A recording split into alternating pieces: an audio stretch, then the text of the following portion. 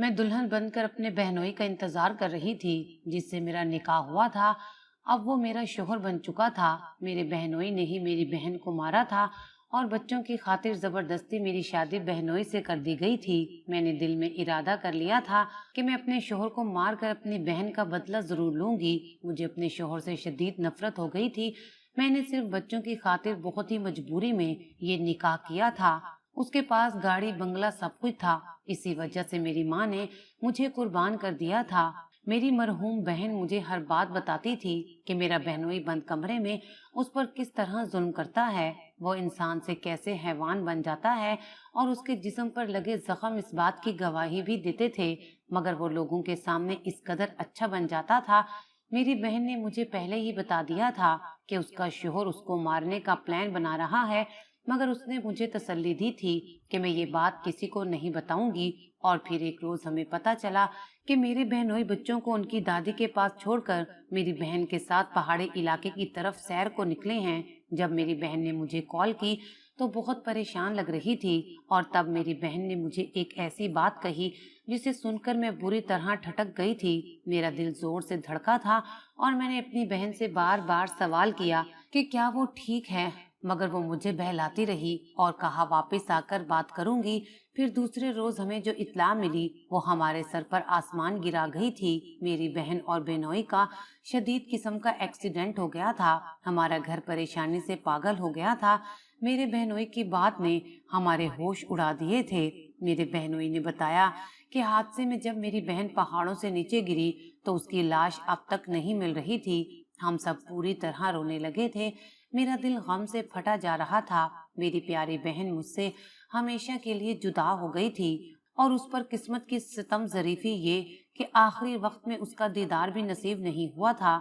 मेरा दिमाग उसी को सोच सोच कर पागल हो रहा था। मुझे लगता था वो वहाँ पहाड़ों पर अकेली पड़ी होगी और हम घर में मजे से बैठे हैं। मेरे बहनोई लौट कर आए तो हमने देखा कि उनको भी थोड़ी बहुत चोटें आई थीं। एकदम से मुझे ख्याल आया कि मेरी बहन जाते हुए खुश होने की बजाय परेशान हो रही थी और मुझे कह रही थी, तानिया अगर मुझे कुछ हो जाए तो तुम मेरे बच्चों का ख्याल रखना और उन्हें कभी भी अकेला मत होने देना। अब मैं अपने बहनोई को शक भरी नजरों से देख रही थी।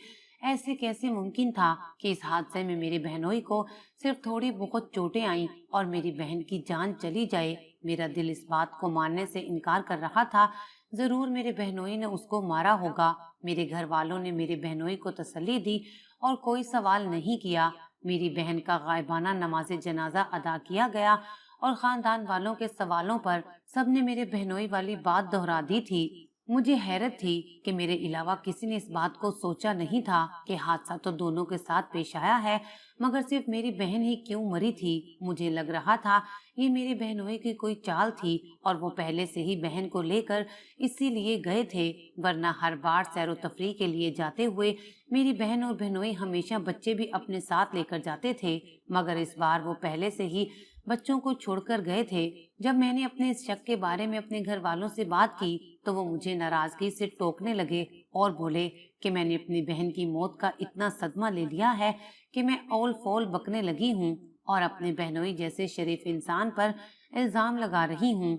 मैंने घर वालों की बात पर उनके सामने तो खामोशी अख्तियार कर ली थी, मगर मेरे बहनोई हमारे घर आए तो मौका देखते ही मैं उनके सर पर पहुंच गई और उनसे सवाल किया कि एक्सीडेंट तो आप दोनों का हुआ है, फिर आपको इतनी कम चोटें कैसे आई हैं। मैंने यकदम अपने बहनोई से ऐसी बात की जिसे सुनकर उनको झटका लगा था और वो यहाँ वहाँ देखने लगे। मैंने कहा कि मुझसे कुछ नहीं छुपा सकते क्योंकि मेरी बहन ने जाने से पहले ही मुझे सब कुछ बता दिया था। मैंने महसूस किया था कि मेरी बात पर मेरे बहनोई की शक्ल पर वाज़ेह तासुरात बदले थे। फिर मेरे बहनोई संभल कर मुझसे बोले कि अगर तुम जानती हो तो फिर और भी अच्छी बात है, मगर यकीनन सच्चाई किसी को बताना नहीं चाहोगी, इसलिए खामोश रहो और मुझसे सवालात मत करो। मैं अपने बहनोई की दीदा दलेरी पर फटी फटी नजरों से उन्हें देख रही थी। मेरे बहनोई ने उसके बाद हमारे घर आना बंद कर दिया और बच्चों को भी चंद दिन के बाद लेकर गए।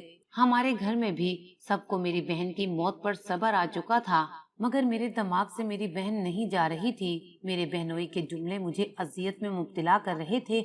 وہ اپنا جرم قبول کر چکے تھے، مگر ساتھ ہی وہ یہ بھی جتا رہے تھے کہ میں کسی کو نہیں بتا سکتی۔ وہ ٹھیک بول رہے تھے، کیونکہ گھر میں کسی کو میری بات پر یقین ہی نہیں تھا اور سب میرے بہنوئی پر اندھا اعتماد کرتے تھے۔ حد تو تب ہوئی جب پورے 1 ماہ کے بعد میرے ماں باپ نے فیصلہ کیا کہ میرا نکاح میرے بہنوئی کے ساتھ کر دیا جائے۔ میں تو یہ سن کر تڑپ اٹھی تھی۔ میں ایسے انسان کے ساتھ کبھی زندگی نہیں گزار سکتی تھی جو میری سکی بہن کا قاتل ہو اور جس کے ساتھ میری بہن نے رو رو کر زندگی گزاری ہو، اور میرے بہنوئی کو جو بیماری تھی اس کی وجہ سے میرا شادی کرنا میرے لیے ایک الگ امتحان تھا۔ مگر میرے بھانجا بھانجی بہت بیمار رہنے لگے تھے اور میرے والدین چاہتے تھے کہ انہیں گھر میں پرسکون ماحول اور ماں کا پیار ملے۔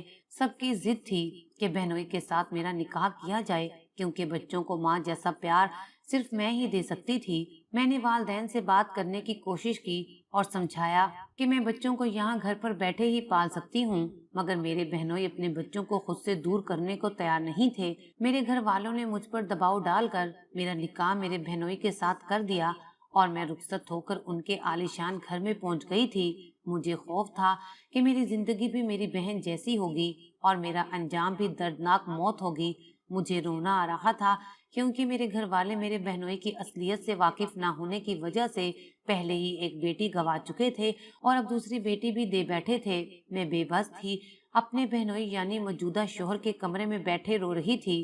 بچے مجھے ماں کے روپ میں دیکھ کر بہت خوش تھے اور اسی خوشی میں میرے پاس سو گئے تھے، مگر اب میرے شوہر ان کو ان کے کمرے میں سلانے لے گئے تھے۔ میرا دل خوف سے دھڑک رہا تھا اور میرا دل چاہا کہ میں یہاں سے بھاگ کر کسی محفوظ جگہ میں چھپ جاؤں جہاں میرے شوہر کی نظر مجھ پر کبھی نہ پڑ سکے، مگر میں مجبور تھی۔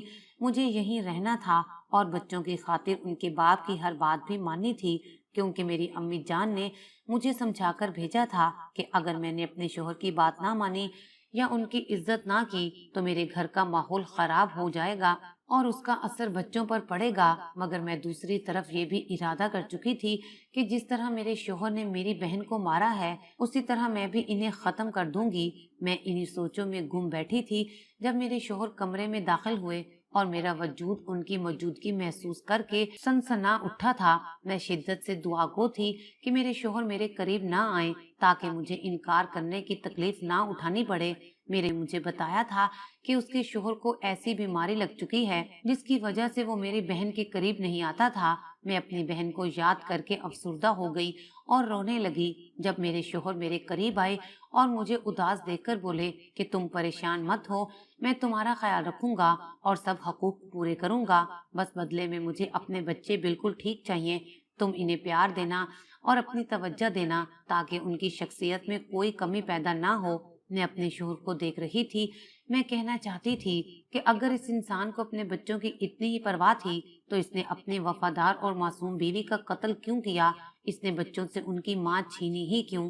کہ آج بچوں کی شخصیت میں خلا رہ جانے کا خوف ستا رہا تھا، مگر میں اپنے شوہر کو کچھ نہیں کہہ پائی تھی کیونکہ میں نہیں چاہتی تھی کہ میں کوئی ایسی بات کروں جس سے وہ انسان اپنے اصلی روپ میں آ جائے۔ میں نے سوچا تھا میں بڑی ہی چالاکی سے اپنی بہن کا بدلہ لوں گی۔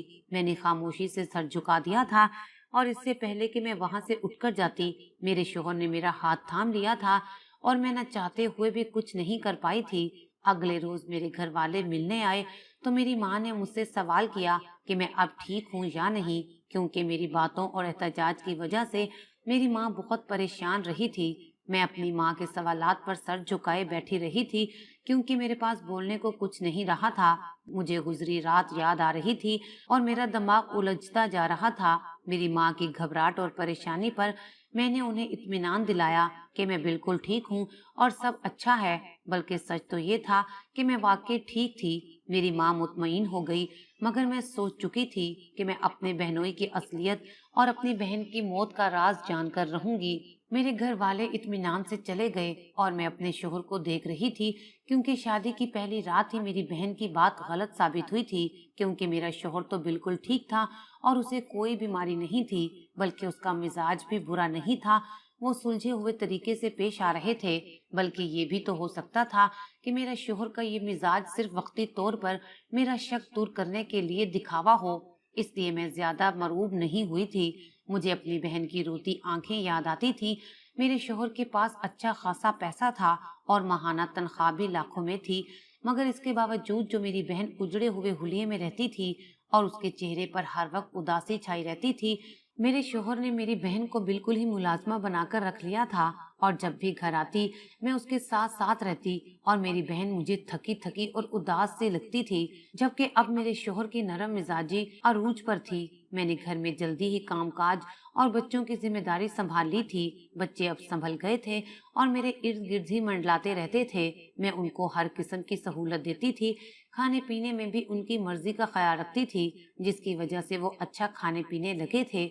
मुझे हर वक्त महसूस होता था जैसे मेरे शोहर मुझे देखते रहते हैं। मैं उनकी नजरों से परेशान होने लगी थी। मैंने थक कर अपने शोहर से सवाल किया कि वो मुझे ऐसे क्यों देखते हैं। इस पर मेरे शोहर ने जो जवाब मुझे दिया वो मुझे हैरत से झटका गया था। मेरे शोहर बोले कि मैं ये देखता हूँ कि तुम वाकई ऐसी हो या फिर एक रोज तुम भी अपनी बहन जैसी हो जाओगी। मैं अपने शोहर की इस बात पर हैरान रह गई थी। मुझे लगा जैसे मैं अपने शोहर का असली चेहरा देखने को बेताब थी। वैसे भी मेरे शोहर को मेरी हकीकत जानने का शौक था। मुझे हैरत इस बात पर थी कि मेरे शोहर को ऐसे क्यों लगा। मैंने खुद को छुपा कर रखा है और उनके इस जुमले ने मुझे भी मजीद उलझा दिया था। जो जो वक्त गुजरता जा रहा था मैं मजीद उलझती चली जा रही थी। मेरे शोहर के अंदर मुझे कोई ऐसी खास बात नहीं नजर आती थी कि जिससे मैं कुछ अंदाजा कर सकती। एक रोज मेरी छोटी सी भांजी को बहुत तेज बुखार हो गया और वो सारा दिन बुखार से जलती रही। मेरे शोहर घर पर नहीं थे। मैं परेशान सी बच्ची को संभालती रही और उसे सारा दिन कुछ न कुछ खिलाने की कोशिश करती रही, मगर वो जिद्दी हो रही थी और कुछ खा नहीं रही थी। थक कर शाम के वक्त में उसे सुलाकर उसकी यखनी बनाने के लिए किचन में चली गई और तब मेरे शोहर घर आ गए। वो हमेशा की तरह आते ही पहले बच्चों के पास पहुंचे तो बेटी की हालत देखकर घबरा गए और फौरन से उसे उठाकर अस्पताल ले गए। मैं किचन में खड़ी थी, जब निकल कर देखा तो बच्ची गायब थी और मेरे भांजे ने मुझे बताया कि उसे बाबा अस्पताल ले गए हैं।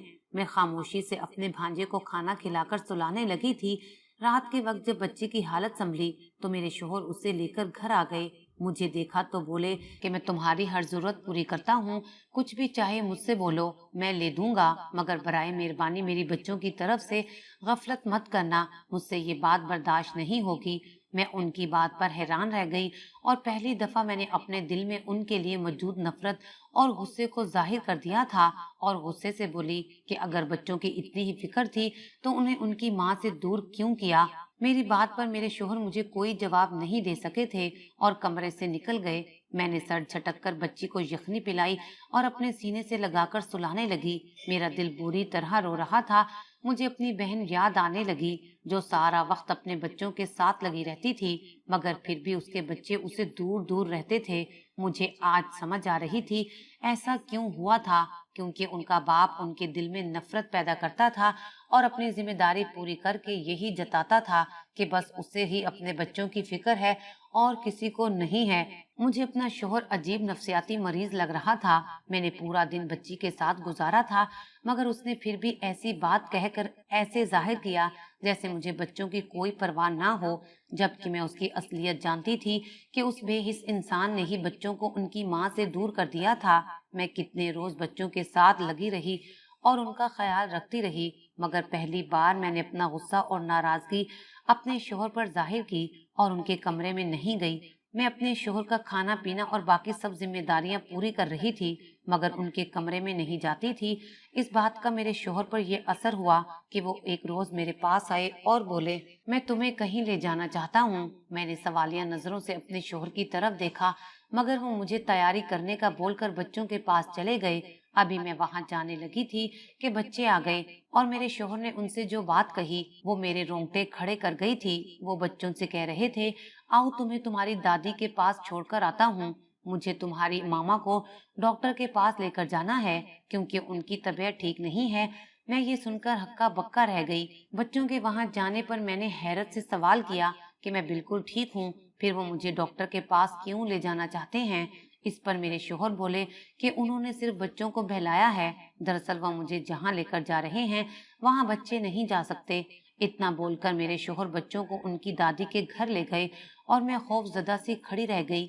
مجھے یاد آیا کہ میری بہن کو بھی میرے شوہر ایسے ہی اکیلے لے گئے تھے اور پھر اسے مار دیا تھا۔ میں ڈری ہوئی تھی اور میرے شوہر مجھے زبردستی گاڑی میں بٹھا کر اپنے ساتھ لے گئے۔ میں نے سوچا کہ اگر میرے شوہر نے مجھے مارنے کی کوشش کی تو میں ان سے اپنی زندگی کی بھیک نہیں مانگوں گی، بلکہ ان سے لڑوں گی اور انہیں مار کر بدلہ لوں گی۔ میرے اندر خون کھول رہا تھا۔ میرا شوہر مجھے پہاڑی علاقے کی طرف لے گیا تھا۔ مجھے لگا تھا کہ میرا شوہر اب مجھ سے تنگ آ چکا ہے۔ ایک جگہ پہنچ کر اس نے گاڑی روکی اور مجھے گاڑی سے نکال کھڑا کیا، پھر مجھے لے کر ایک کچی گلی میں آگے بڑھے۔ میں خوف زدہ سے اپنے شوہر کے ساتھ چل رہی تھی۔ تب وہ ایک چھوٹے سے گھر کے آگے رکے اور اس کا دروازہ بجانے لگے۔ میں حیرت سے اپنے شوہر کو دیکھ رہی تھی۔ جب اس گھر سے ایک نوجوان لڑکا باہر نکلا، وہ میرے شوہر کو دیکھ کر پریشان ہو گیا تھا، مگر میرے شوہر نظر انداز کیے میرا ہاتھ پکڑ کر اس گھر کے اندر چلے گئے۔ سامنے ہی چارپائی پر کوئی عورت پشت کیے بیٹھی تھی۔ آواز پر اس نے پلٹ کر دیکھا تو میرے سر پر حیرتوں کے پہاڑ ٹوٹ پڑے تھے، کیونکہ وہ کوئی اور نہیں بلکہ میری بہن تھی۔ میری بہن بھی مجھے دیکھ کر گھبرا گئی تھی۔ پھر میرے شوہر نے مجھے جو سچائی بتائی اسے سن کر میرے ہوش اڑ گئے تھے۔ میرے شوہر بول رہے تھے کہ میں نے اس لڑکے منور کو اپنے گھر سودا سلف لانے کے لیے رکھا ہوا تھا۔ مجھے کچھ عرصے بعد پتا چلا کہ تمہاری بہن کو اس لڑکے سے محبت ہو گئی ہے اور یہ دونوں میری پیٹھ پیچھے مجھے دھوکہ دے رہے تھے۔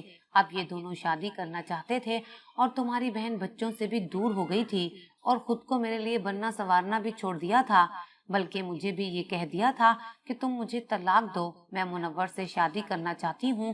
اس غصے میں آ کر میں نے اسے ایک بار مارا بھی تھا، مگر بعد میں نے اس سے معافی مانگ لی تھی۔ کون مرد ہوتا ہے جو اپنی بیوی کو کسی غیر مرد کی جھولی میں دیکھے اور آنکھیں بند کر لے؟ میں نے یہ بات تمہارے ماں باپ کو بھی بتا دی تھی، مگر وہ بولے کہ ایسی بیٹی ہمارے لیے مر چکی ہے، اب چاہے اس کے ساتھ جو مرضی کرو۔ میں غیرت مند مرد تھا، تمہاری بہن کو ہر طرح سے سمجھایا، مگر وہ اب میرے ساتھ رہنے کو تیار نہیں تھی، اور میں ایسی بیوی کو رکھ کر کیا کرتا؟ تب میں نے تمہاری بہن کو طلاق دے کر اس کے عاشق کے ساتھ بھیج دیا اور یہ مشہور کر دیا کہ وہ مر گئی ہے، مگر حقیقت تمہارے والدین بھی جانتے ہیں، اس لیے انہوں نے تمہارے ساتھ میرا نکاح کر دیا اور یقین دلایا کہ تم میرے ساتھ ایسا کچھ نہیں کرو گی۔ سچائی سن کر میں نے اپنی بہن کو دیکھا تو وہ شرمندہ سے سر جھکائے کھڑی تھی۔ مجھے اپنی سوچ اور اس کے لیے بہائے آنسوؤں پر شرمندگی ہونے لگی تھی۔ میری بہن نے اپنے شوہر سے طلاق لینے کے لیے مجھ سے کتنے جھوٹ بولے تھے، کتنا بدنام کیا تھا اس نے اپنے شوہر کو، اور میں بھی بہن کی خاطر اپنے شوہر کو مارنے چلی تھی۔ میں نے جھلجھلاتی نظروں سے اپنے عظیم شوہر کو دیکھا تھا، جس انسان نے آج تک دنیا والوں کو میری بہن کی اصلیت نہیں بتائی تھی۔ اگر وہ یہ سب دنیا والوں کو بتا دیتا تو میرے والدین کی عزت خاک میں مل جانی تھی، اور اس نے تو مجھے بھی محبت اور عزت دی تھی۔ میں نے اپنی بہن سے کہا کہ آج وہ میرے لیے سچ مچ میں مر گئی ہے۔ میری بہن مجھ سے بہت شرمندہ تھی، وہ مجھ سے اور میرے شوہر سے معافی مانگ رہی تھی، مگر ہم دونوں اسے کوئی جواب دیے بغیر ہی گھر آ گئے تھے۔ حقیقت کھلنے کے بعد میں اپنے شوہر اور بچوں کے ساتھ خوشی سے رہنے لگی تھی اور اپنے شوہر سے بھی معافی مانگی کہ میں انہیں قاتل سمجھتی رہی۔ میرے شوہر نے مجھے معاف کر دیا، مگر وعدہ چاہا کہ میں کبھی ان سے بے وفائی نہ کروں گی، اور میں نے انہیں اپنی وفا کا یقین دلایا، کیونکہ ہر عورت ایک جیسی نہیں ہوتی۔ میری بہن ماں ہو کر بھی بچوں کو چھوڑ گئی تھی، اور میں ماں نہ ہو کر بھی ان سے بہت محبت کرتی ہوں، اور آج اپنے شوہر کے ساتھ ایک خوشگوار زندگی گزار رہی ہوں۔